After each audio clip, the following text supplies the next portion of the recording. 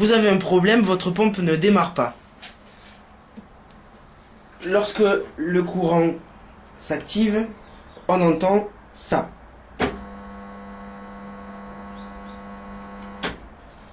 Mais la pompe ne démarre pas. Trois solutions.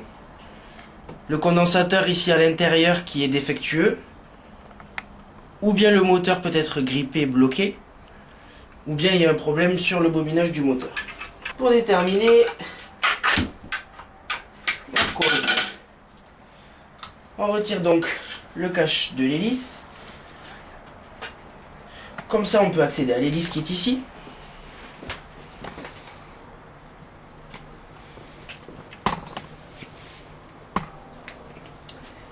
Il va falloir regarder si le moteur est bloqué. Ici, il ne l'est pas puisque l'hélice tourne librement. Elle ne force pas. Donc il y a de fortes chances que ce soit le condensateur. Pour s'en assurer que c'est bien notre condensateur, on va l'allumer. La pompe ne démarre pas et on va la lancer. Elle démarre.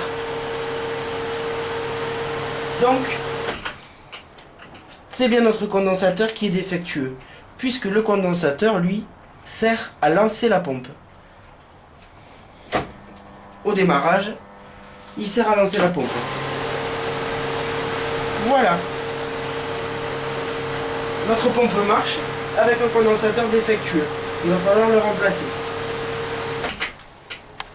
Le condensateur se trouve dans le boîtier qui est ici.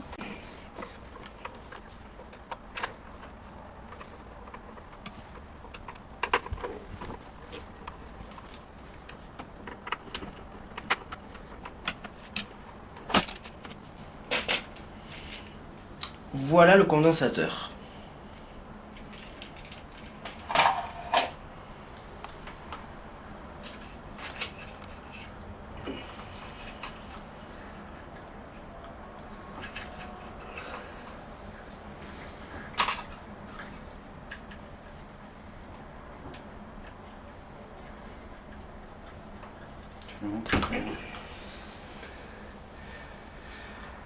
Celui-ci a une puissance de 20 microfarads. Donc pour remplacer le condensateur, on a vu comment il fallait faire pour l'enlever. Maintenant on va le remettre. On reprend un condensateur identique, surtout de puissance identique. Vous pourrez avoir des condensateurs de 20 microfarads qui seront plus gros, plus petits, plus longs, moins longs. Peu importe, l'important c'est la puissance. Ici, pas de polarité.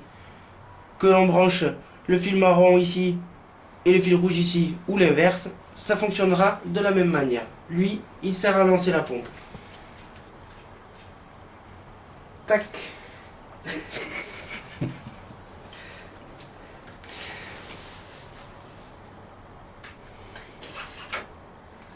Et là, avec notre nouveau condensateur,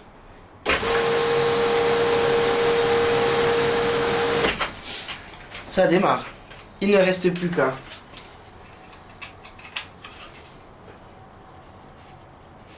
le recaler, refermer notre boîtier, remettre le cache de l'hélice pour ne pas avoir d'accident.